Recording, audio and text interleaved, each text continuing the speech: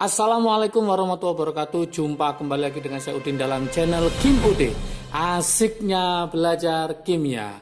Materi hari ini adalah pembahasan soal kimia UM Undip tahun 2018. Tahun 2019 sudah saya bahas secara full soalnya. Bisa ditonton di channel Kim Ude ya, di video sebelumnya. Oke, untuk kali ini saya akan membahas soal kimia UM Undip tahun 2018. Oke, supaya tanpa berlama-lama, seperti biasa jangan lupa like, subscribe, dan komentarnya. Juga lonceng ditekan supaya tidak ketinggalan video terbaru dari Kim Ude. Oke, ini ada 20 soal, akan saya bahas secara full, mulai nomor 81 sampai nomor 100. Oke, tonton sampai akhir ya, supaya nanti lebih paham tentang model-model soal UM Undip. Oke. Soal nomor 1. Soal nomor 1 ini tentang sifat periodik unsur atau yang dikenal dengan SPU.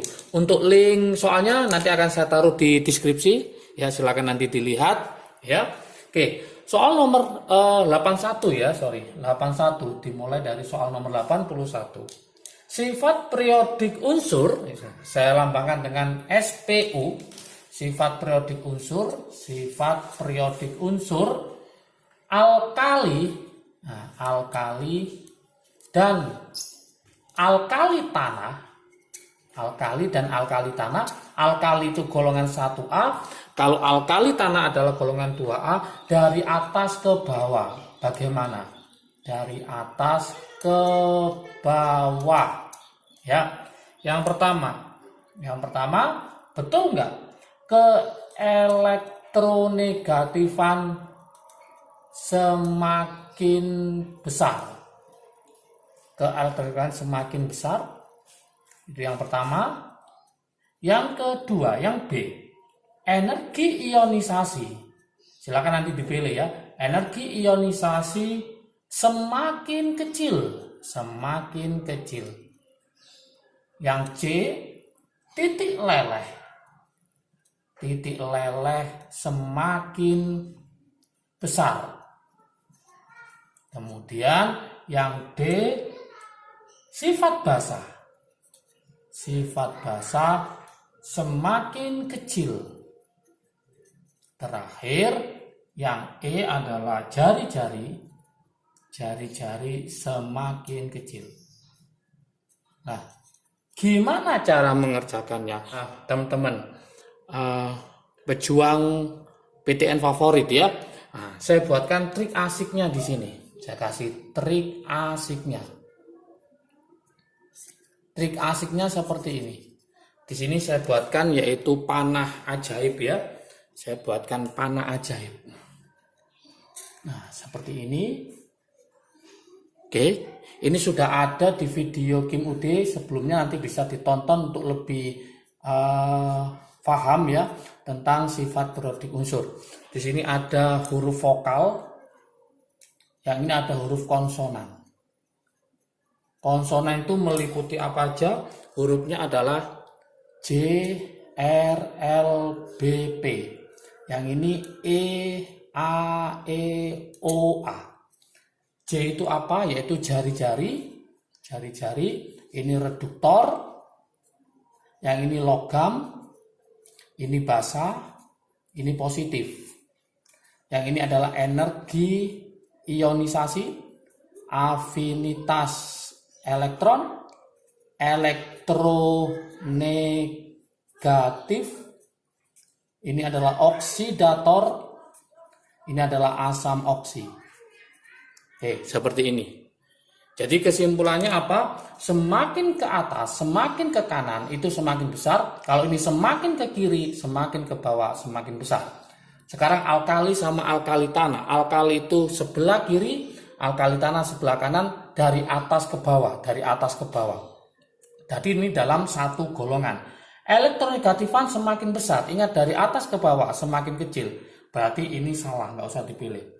Energi ionisasi semakin ke bawah semakin kecil.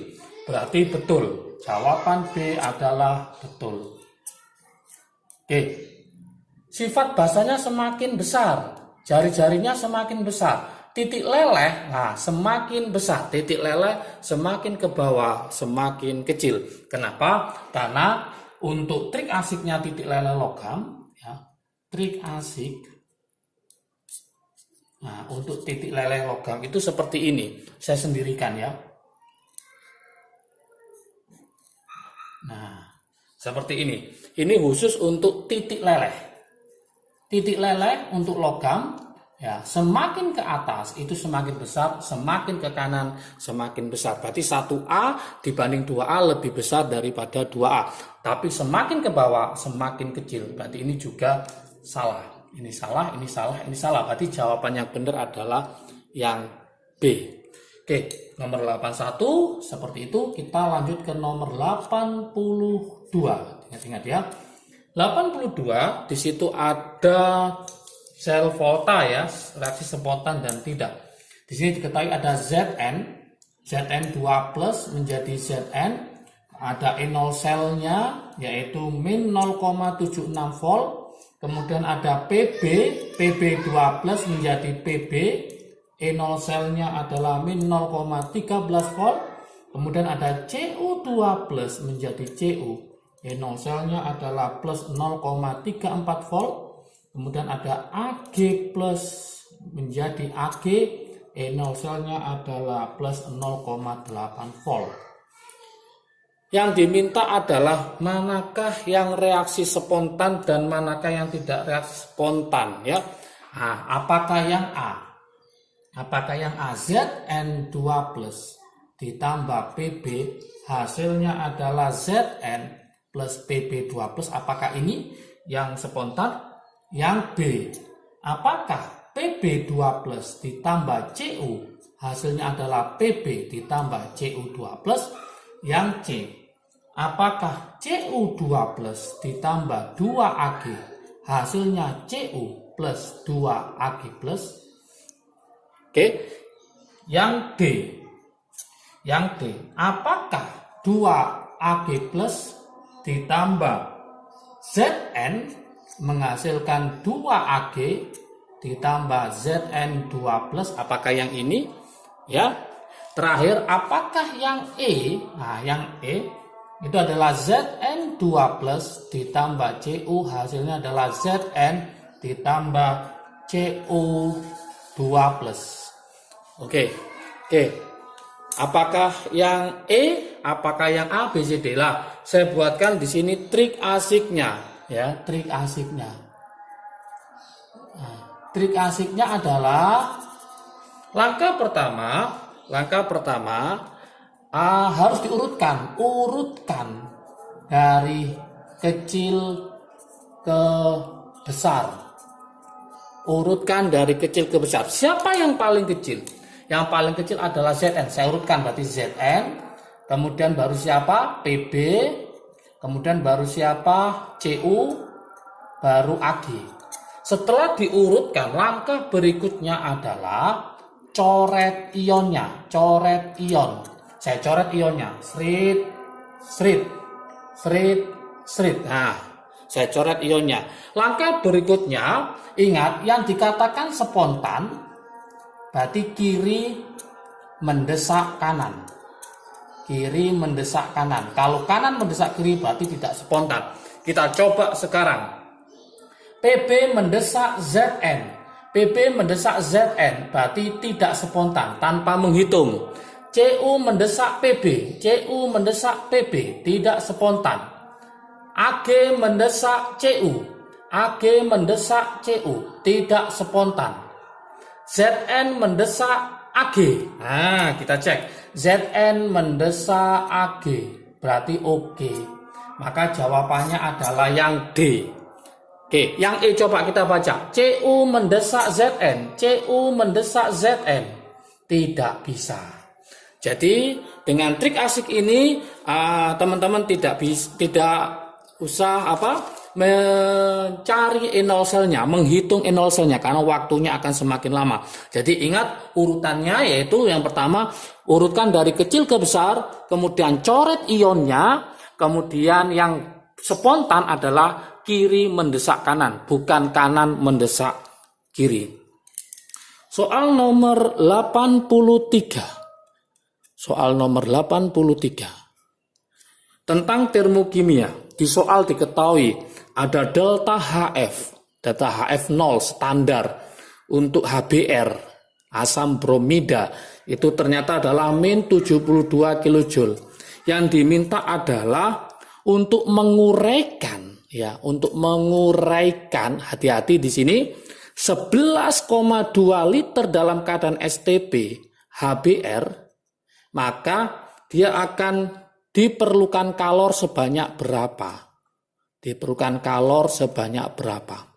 Oke, gimana cara mengerjakannya? Langkah pertama kita tulis pembentukan, berarti HBr itu dibentuk oleh siapa? H2 sama Br2. Ini kali setengah, ini kali setengah, delta H-nya adalah min 72 kJ per mol. Nah, yang diminta adalah penguraian. Berarti ini saya balik. Berarti kalau penguraian berarti HBr diuraikan menjadi apa? Setengah H2 ditambah setengah Br2. Maka delta H-nya asalnya min jadi plus 72 kJ per mol.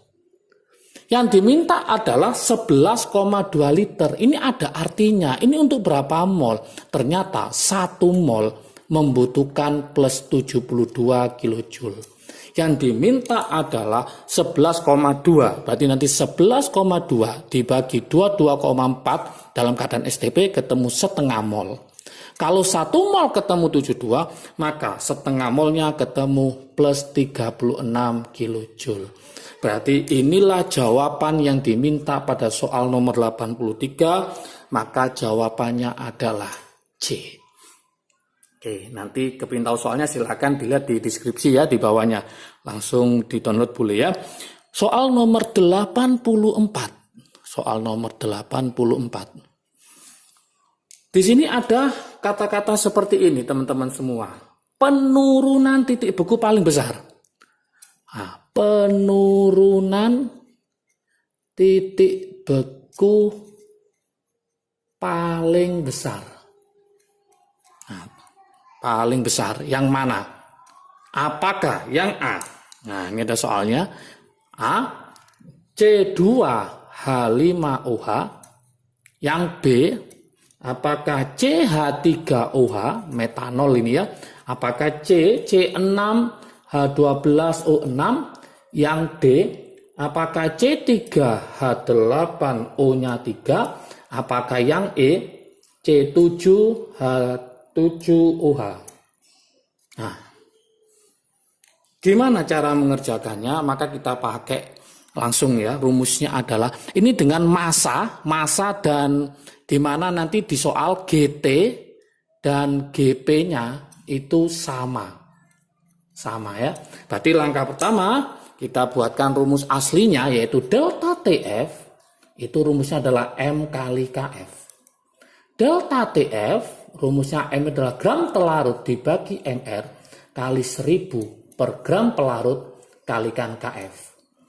Oke, KF-nya sama kita coret, ini kita coret. Berarti rumusnya adalah delta TF sama dengan 1/MR. Artinya apa? Delta TF berbanding terbalik dengan MR. Yang diminta titik beku penurunan titik beku paling besar. Kalau ini paling besar, maka cari MR yang paling kecil. Tidak usah dihitung MR-nya. Kita lihat aja C-nya 2, C-nya 1, C-nya 6, C-nya 3, C-nya 3. Berarti ini yang paling kecil. Hanya 5, hanya 3, hanya 12, hanya 8, hanya 7. Berarti ini paling kecil. Maka jawabannya adalah yang B. Inilah MR yang paling kecil sehingga nanti penurunan titik bekunya paling besar. Karena delta TF dengan MR berbanding terbalik. Maka jawaban yang benar adalah 84 adalah yang B. Oke. Sangat mudah sekali ya, sangat mudah sekali. Kenapa ini nggak ada I-nya? Karena ini adalah semua adalah non elektrolit ya. Semua senyawa ini adalah non elektrolit sehingga tanpa I. Kalau elektrolit ada I-nya ya. Nah, ini khusus untuk larutan non elektrolit. elektrolit. Lautan non elektrolit itu tidak mengatakan listrik. Kenapa dia tidak mengatakan listrik? Karena dia tidak bisa terionisasi, karena molekul A sampai E adalah senyawa organik. Merupakan senyawa organik. Nah, seperti itu. Nanti bisa jadi di soal ya untuk undip ditanyakan titik-titik paling besar, titik-titik paling kecil. Ingat berkaitan dengan elektrolit non elektrolit ya. Oke, sebelum kita lanjutkan ke soal nomor berikutnya adalah soal nomor 85. Soal nomor 85. Soal nomor 85. Di situ ada soal seperti ini, awalnya HCl itu dengan konsentrasi 100 ml dengan pH-nya adalah 3. Kemudian dibuat nanti pH-nya pH-nya 1. Pertanyaannya, berapakah nanti volume HCl yang lain dengan konsentrasi 1 M? Berapakah? Berarti sini ada 2 HCl yang dicampur supaya pH-nya jadi 1. Nah, yang diminta berapakah volume HCl 1M yang ditambahkan? Pertanyaan seperti itu. Nah, ini sangat mudah sekali. Maka teman-teman harus mencari H+ campuran. H+ campuran. Caranya ya kita buatkan sama, yaitu M1V1 ditambah M2V2 dibagi V1 plus V2. Di sini ada valensi asam karena ini hanya 1, maka nggak saya tulis. Kalau ini hanya 2, maka saya tulis ini ada 2, ini ada 2 ya. Oke. Kita masukkan di sini H+-nya berubah menjadi pH-nya 1. Berarti pH-nya 1 berarti H+-nya adalah 10 pangkat min 1. Berarti masuk sini adalah 10 pangkat min 1. Oke. M-nya berapa? M-nya pH-nya 3, berarti ini 10 pangkat min 3. Volume pertama adalah 100 ml ditambah M yang kedua adalah 1, V2-nya dicari per V1-nya adalah 100 ditambah V2. Tinggal kita menghitung secara matematik saja ya. Ini kita kalikan menjadi 10 ditambah 0,1 V2 sama dengan ini berarti 0,1 ditambah V2. Nah, seperti itu. Ini pindah ke sana, berarti 1 kurangi 0,1 berarti 0,9 V2. Ini pindah ke sini berarti ketemu 9,9. Berarti V2 sama dengan 9,9 dibagi 0,9. Berarti ketemu 11 ml. Maka jawabannya yang betul adalah yang C. Nanti silakan dilihat. Sangat mudah sekali ya. Oke. Soal berikutnya, soal nomor 86. Soal nomor 86. Di situ ada PCl5. PCl5 akan terurai menurut kesetimbangan menjadi PCl3 ditambah Cl2. Oke, yang diminta jikalau dimampatkan itu maksudnya apa? Artinya tekanan diperbesar, volume diperkecil. Maka kesetimbangan akan bergeser mana? Ke koefisien yang kecil. Oke. Kita cek di sini, ini koefisiennya adalah 1, yang ini 1 tambah 1, berarti ini koefisiennya adalah 2. Karena dia bergeser ke koefisien kecil, otomatis reaksi ini akan bergeser ke kiri. Kalau bergeser ke kiri, maka akibatnya apa? Kalau reaksi bergeser ke kiri, akibatnya konsentrasi dari PCl5 akan bertambah, kemudian PCl3 dan Cl2 konsentrasinya ini, maka dia akan berkurang. Jadi yang bertambah hanya di PCl5, yang ini berkurang karena dia bergeser kemana?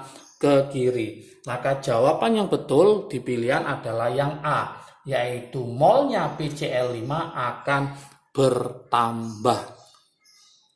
Soal nomor 87. Oke. Soal nomor 87 ini tentang stokiometri. Di situ ada soalnya seperti ini, teman-teman pejuang PTN favorit ya, khususnya yang ingin masuk ke UM Undip ya. Nah, di sini ada pembakaran ya, pembakaran soalnya ya nomor 87. Pembakaran apa? 88 gram apa? Propana. Nah, propana. Yang ditanyakan apa? Dihasilkan CO2 berapa gram? Seperti itu contoh soalnya. Ini MR-nya sudah hafal, ini 44 ya. Kalau nggak hafal nanti bisa dicari. Langkah pertama teman-teman harus meraksikan pembakaran propana. Propana itu alkana. Rumusnya alkana adalah CnH2n plus 2. Karena dia adalah propana, C-nya 3, maka C3H8 ditambah O2, hasilnya pasti CO2 plus H2O. Tinggal kita samakan, C-nya 3 berarti ini 3, hanya 8 berarti ini 4, 3 kali 2 6, 4 kali 1 4, 4 tambah 6 10 berarti sini 5. Oke, langkah berikutnya yang diketahui adalah berapa tadi? 88 gram. Jadikan mol, berarti dibagi MR dari C38 ketemu 44. C-nya adalah 12 kali 3 ditambah 8 ya. Ketemu berapa mol? 2 mol. Kalau ini 2 mol berarti ini apa? Perbandingan mol menunjukkan perbandingan koefisien. Kalau 1 ketemu 2, kalau 3 maka ketemu 3 kali 2 berarti ketemu 6 mol. Sangat mudah sekali. Berapakah masanya? Tinggal kita kalikan dengan MR-nya. Berarti 6 kali MR-nya adalah 44. Berarti 6 kali 44 maka akan ketemu 264 gram. Sudah selesai. Seperti ini aja teman-teman semua. Maka jawaban yang betul adalah yang D. Oke, sangat mudah sekali. Kita langsung ke soal nomor 88 ya. Soal nomor 88. Akan saya bahas full 20 soal ya untuk tahun 2018. 88 ya, 88.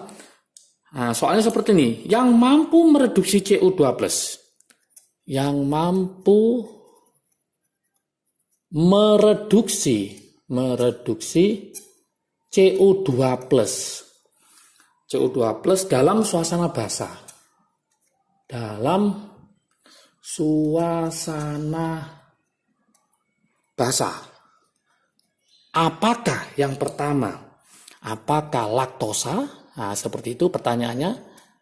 Apakah yang kedua adalah propana? Yang C, apakah histidin?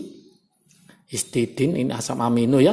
Yang D, apakah 2-metil propana? Yang E adalah NaOH. Yang manakah? Ini sangat mudah sekali konsep dasar ya kimia organik. CO2+ yang bisa mereduksi CO2+ berarti dia adalah positif terhadap Fehling. Kalau Ag perak berarti tolen. Kalau positif terhadap Fehling maka ada gugus apa di situ? Ada gugus aldehid. Harus ada gugus aldehid. Gugusnya aldehid itu apa? COH seperti ini. Dari sini kelihatan ya, kalau propana jelas tidak ada. Propana rumusnya C3H8 tidak ada, hanya berupa C dengan H. Maka nggak mungkin. Asam amino juga nggak ada gugus aldehidnya. Ya. Oke, 2-metil propana sama dengan ini tidak ada propana. Apalagi NaOH, maka yang ada adalah laktosa. Maka jawabannya adalah yang A. Kok bisa laktosa? Nah, karena laktosa itu tersusun dari 2 monosakarida, yaitu berupa apa? Glukosa dan galaktosa. Nah, glukosa sama galaktosa ini merupakan senyawa aldosa. Artinya aldosa berarti di dalamnya mengandung gugus aldehid. Berarti dia akan positif terhadap Fehling, akan mereduksi CO2+. Maka jawabannya yang A. Soal berikutnya, soal nomor 89. Untuk konsepnya bisa dilihat nanti di channel GEM-UD sebelumnya ya, semoga semakin paham. Soal nomor 89 ini tentang ikatan kovalen. Oke. Di sini ada soal X merupakan golongan 6A. X adalah golongan 6A. Dapat membentuk senyawa dengan ikatan kovalen. Nah, ikatan kovalen. Apakah yang A apakah CX3?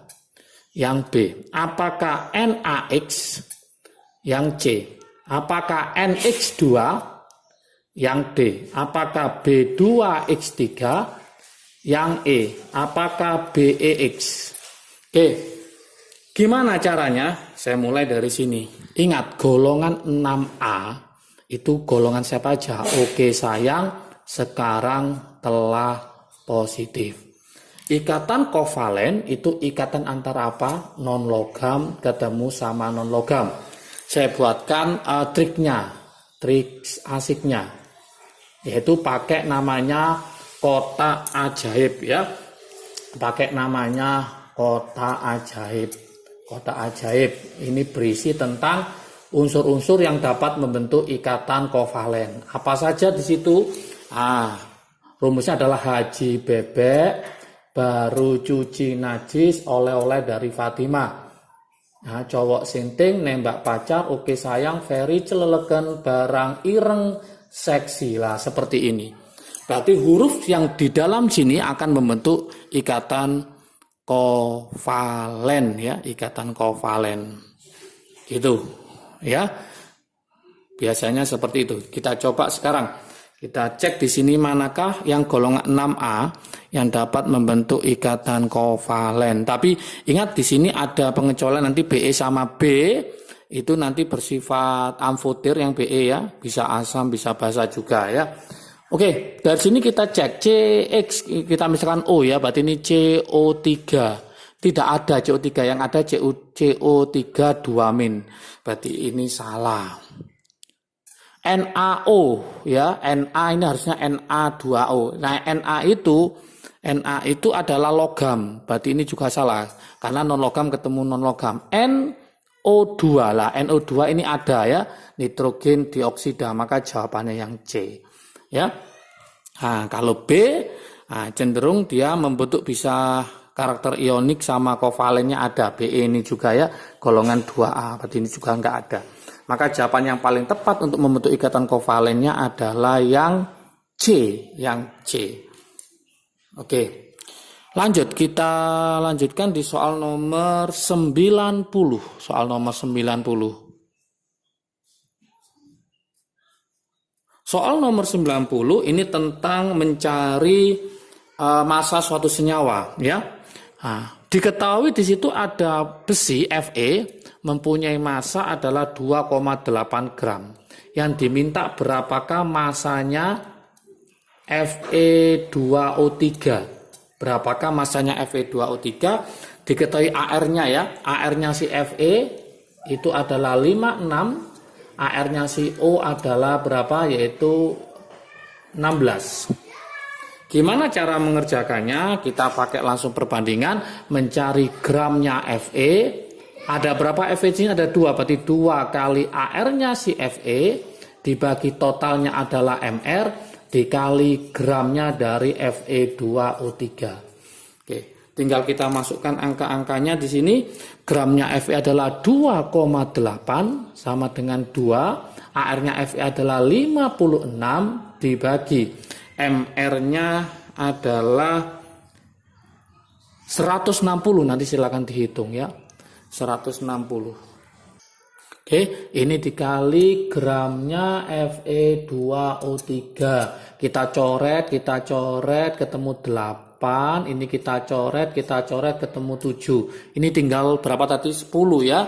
Tinggal 10. Berarti nanti hasilnya adalah 2,8. Ini tadi sisa 7 per 10 kali gramnya dari apa? Fe2O3. Berarti mencari gramnya Fe2O3 tinggal 2,8 kali 10 berarti ketemu 28 dibagi 7. 28 bagi 7 maka ketemu 4 gram. Sangat mudah sekali. 4 gram, maka jawabannya adalah yang C. Nah, seperti itu. Soal nomor 91 ya, soal nomor 91. Nah, soal nomor 91 elektrolisis ya, ada soal seperti ini. Elektrolisis ya, elektrolisis dengan menggunakan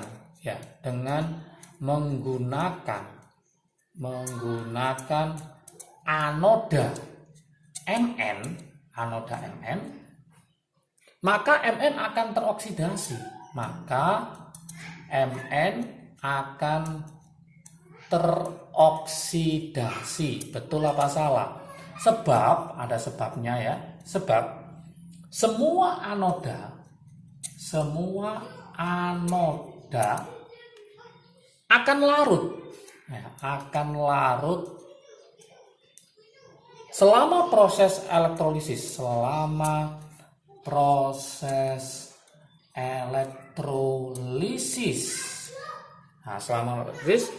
kecuali menggunakan PT,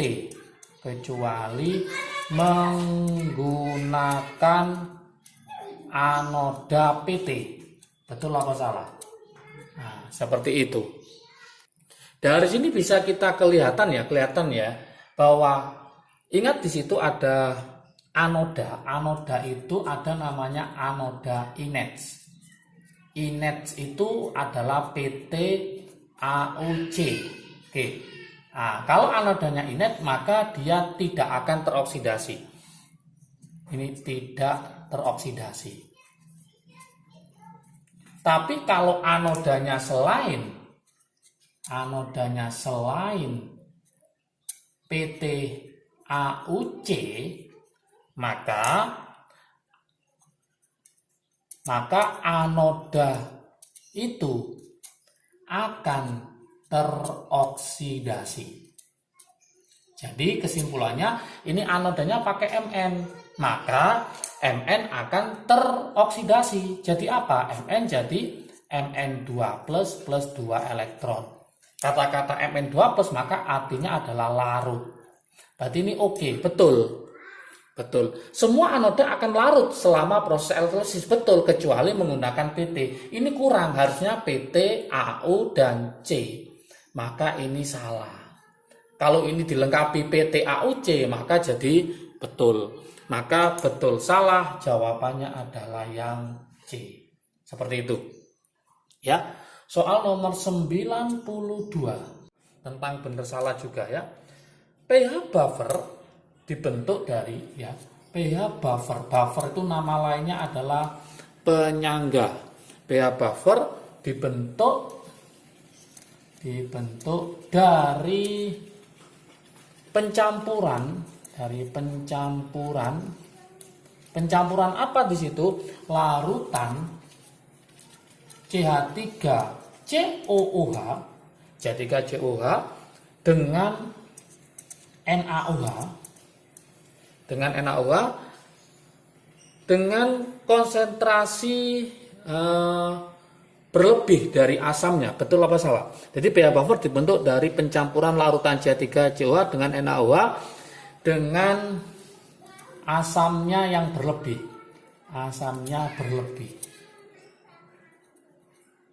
Oke, sebab, ada sebabnya. Sebab di sini kelebihan asam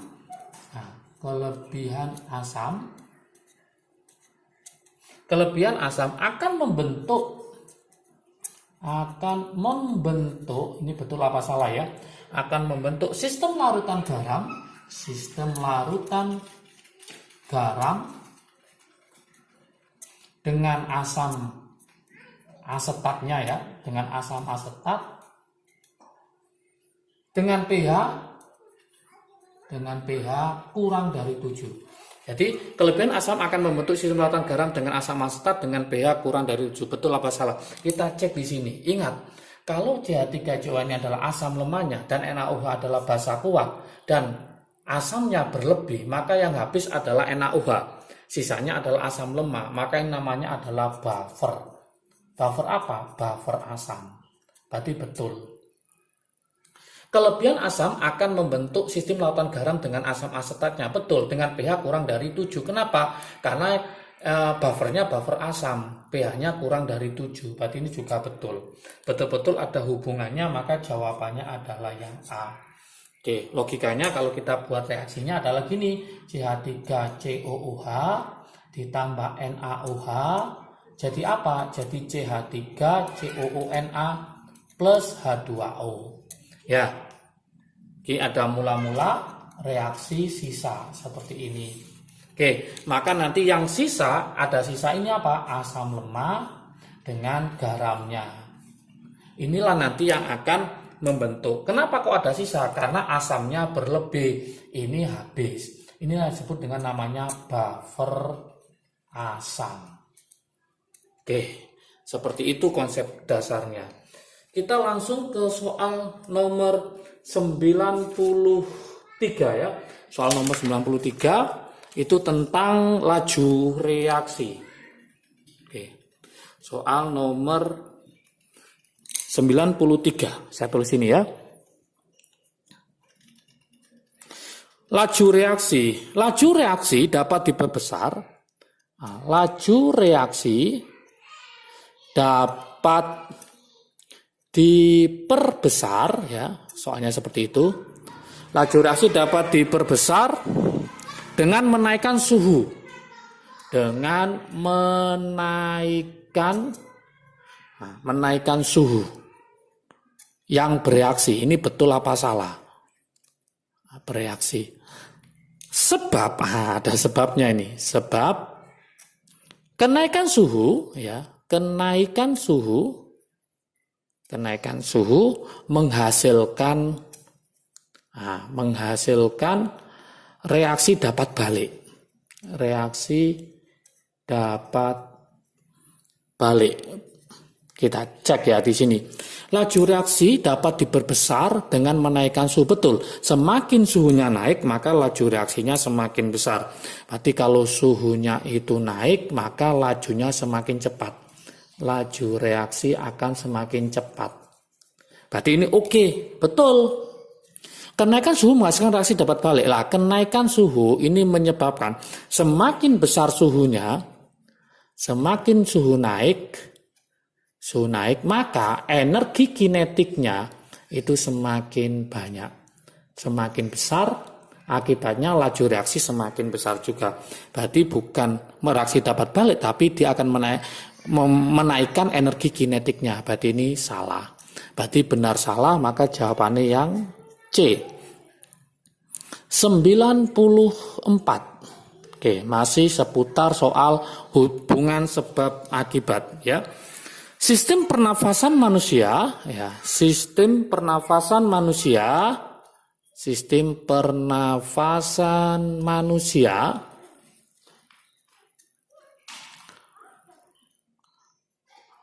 Oke. Sistem pernafasan manusia memproduksi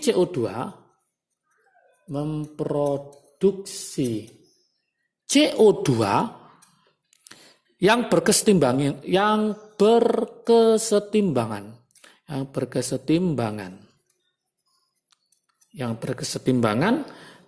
dalam tubuh sebagai sistem larutan buffer. Betul apa salah? Oke. Sebab CO2 ya, CO2 berada dalam kesetimbangan dengan garam, berada dalam kesetimbangan dengan garam bikarbonat ya, dengan garam bikarbonat dalam fungsi fisiologis tubuh. Betul apa salah? Kita coba sekarang. Gini ceritanya. Lah, CO2 kalau ditambah dengan H2O akan menjadi H2CO3. H2CO3 nanti H2CO3 nanti akan bisa menjadi HCO3- pasangannya. Nah, ini merupakan asam, ini merupakan basa konjugasi. Basa konjugasi berarti ini adalah asam basa konjugasi, maka dia akan membentuk larutan buffer. Berarti sistem pertama manusia memproduksi CO2, keseimbangan dalam tubuh sistem larutan buffer oke. CO2 berada dalam kesetimbangan fisiologis ya, di mana garam bikarbonat dalam fungsi fisiologis tubuh. Ada hubungannya, betul-betul ada hubungannya, maka jawabannya adalah yang A. Sangat mudah sekali ya. Oke, soal nomor 95. Soal nomor 95 masih seputar tentang sistem periodik ya, hubungan sebab akibat. Nah, ini sangat mudah sekali. Energi ionisasi Na betul nggak lebih besar daripada Mg? Oke, sebab secara umum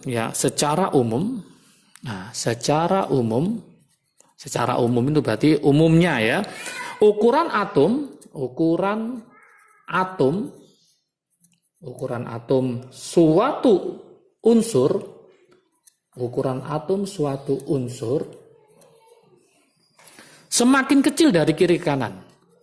Semakin kecil dari kiri ke kanan ya. Dari kiri ke kanan, betul apa enggak? Dalam satu periode. Jelas, dari kiri ke kanan dalam satu periode. Nah, gimana cara menjelaskan? Masih ingat tadi Na itu golongan berapa? 1A, Mg golongan 2A. Energi ionisasi, tadi trik asiknya, semakin ke sana maka semakin besar. Berarti logikanya Na dengan Mg lebih besar mana? Jelas lebih besar Mg, berarti Na lebih kecil. Berarti ini adalah salah. Secara umum, ukuran atom suatu unsur semakin kecil dari kiri kanan dalam satu periode. Jelas betul. Kenapa? Karena semakin kanan, jari-jari semakin kecil. Jari-jari semakin kecil. Karena jari-jari semakin kecil, maka semakin tertarik ke inti atom, maka semakin kecil juga atom tersebut. Berarti ini betul. Berarti salah betul, maka jawabannya adalah yang D. Soal nomor 96. Soal nomor 96 ya. Soal nomor 96 ini tentang reaksi redoks. Ada soal sini. 2 MnSO4 ditambah 5 K2S2O8 ditambah 8H2O menjadi 2KMnO4 plus 4 K2SO4 panjang sekali ya, ditambah 8H2SO4. Nah, seperti ini soalnya. Pertanyaannya yang pertama sangat mudah sekali. Apakah dia termasuk reaksi redoks? Yang kedua, K2S2O8 merupakan reduktor, betul apa salah? Yang nomor 3, ion Mn teroksidasi melepas 5 elektron, betul apa salah? Yang nomor 4, reaksi tersebut tidak dipengaruhi pH, betul apa salah? Ini bisa kita analisis di sini. Langkah pertama, Mn ini kan plus 2. Yang ini kan berarti min 8 plus 1 berarti plus 7. Jelas terjadi perubahan bilog dari 2 ke 7. Maka ini oke, reaksi redoks. 1 oke, mesti 3 oke. Kok tahu dari mana? Kita cek. 2 ke 7, nah, berarti naik, mengalami oksidasi. Berapa naiknya? Oksidasi 5 elektron. Berarti dia akan melepas 5 elektron, berarti betul. K2S2O2 merupakan reduktor. Reduktor itu apa? Mengalami oksidasi. Jelas salah. Kenapa? Karena yang mengalami oksidasi itu adalah siapa? MnSO4. Terjadi penambahan 2 ke 7. Berarti dia tidak mengalami oksidasi. Ini akan mengalami apa? Akan mengalami reduksi. Kalau mengalami reduksi maka bertindak sebagai oksidator. Maka ini salah. Kalau 2 salah pasti 4 salah. Reaksi tidak dipengaruhi pH. Ini ada asam. Berarti tetap dipengaruhi oleh pH. Maka jawabannya hanya 1 dan 3. 1 dan 3 maka jawabannya adalah yang B. Sangat mudah sekali. 97. 97 itu tentang apa? Yaitu tentang laju reaksi, mencari order. Ada P, ada Q, ada V. Ini ada 0,2, 0,4, 0,2. Satuannya M ya. Yang ini adalah 0,5. Ini 0,5, ini 1. Yang ini adalah 1 kali 10 pangkat min 2. Yang ini adalah 4 kali 10 pangkat min 2. Ini adalah 1 kali 10 pangkat min 2. Pertanyaannya, apakah yang pertama ordernya P itu sama dengan 2? Yang nomor 2 ordernya Q sama dengan 0? Yang nomor 3, apakah betul K-nya adalah 0,25? Yang nomor 4, apakah rumusnya V sama dengan K kali P pangkat 2? Nah, kita amati sekarang di sini mencari ordernya P, cari Q yang sama. Berarti ini sama, ini berapa kali? 2 kali, berarti 2 pangkat X. Ini ke sini berapa kali? 4 kali. Berarti X sama dengan 2. Sangat mudah sekali. Mencari Q, cari P yang sama. 1 dan 3 sama. Berarti ini ke sini berapa kali? 2 pangkat Y. Ini ke sini berapa kali? 1 ke 1 ya 1. Berarti Y sama dengan 0. Berarti kesimpulannya apa? Ordernya si P itu 2. Ordernya P sama dengan 2. Ordernya si Q adalah 0. Berarti ini oke. Nah, mencari V-nya K kali P pangkat 2. Berarti ini oke. Sekarang kita buktikan. Bener nggak K-nya ketemu 0,25? V sama dengan K kali P pangkat 2. Kita masukkan data yang pertama. Ini 10 pangkat min 2. K-nya dicari. P-nya adalah 0,2. Berarti 2 kali 10 pangkat min 1 kuadrat. Maka ini 10 pangkat min 2. Ini K. Berarti ini 4 kali 10 pangkat min 2. Kita coret. Maka harga K-nya sama dengan 1/4 sama dengan 0,25. Berarti ini juga betul. Karena semuanya betul, maka jawabannya adalah E. Sangat mudah sekali ya. 97 sudah berlalu. Kita sekarang ke soal nomor 98 ya. Saya tulis di sini. 98. Oke. 98. Reaksi eksoterm. Ini sangat mudah sekali. Reaksi eksoterm. Ya. Ada reaksi eksoterm. Betul nggak yang pertama? Yang pertama adalah dia delta H-nya positif. Delta H-nya adalah positif. Betul apa salah? Yang nomor 2. Sistem memerlukan kalor.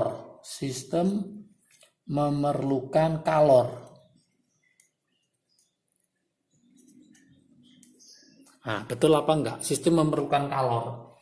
Kemudian entalpi sistem naik.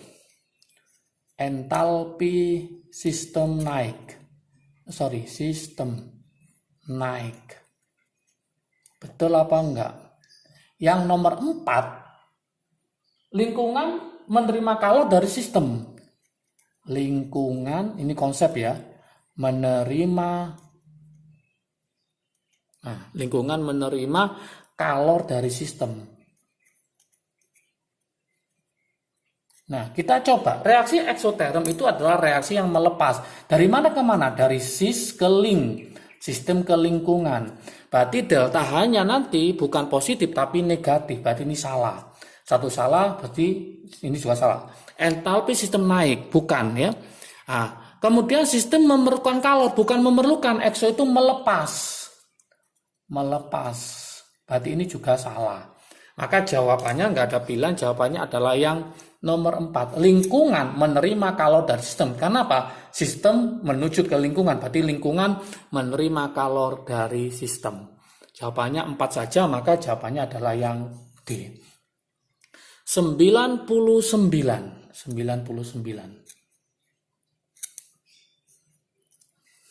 Oke. Soal nomor 99 ini tentang reaksi asam oksalat ya. Reaksi asam oksalat. Saya tulis sini ya. Reaksi asam oksalat. Reaksi asam oksalat dengan NaOH. Oksalat 1M dengan NaOH. Yang pertama, apakah termasuk reaksi redoks? Yang kedua, 1 gram ekivalen asam, 1 gram ekivalen asam, 1 gram ekivalen asam apa? Jelas asam oksalat. Oke, 1 gram ekivalen asam oksalat setara dengan 1 mol NaOH. Betul apa salah? Setara dengan 1 mol NaOH. Yang nomor 3, asam oksalat teroksidasi menjadi CO2. Asam oksalat teroksidasi jadi CO2. Nah, ini betul apa salah? Terakhir nomor 4. Sebanyak 0,1 mol asam oksalat, 0,1 mol asam oksalat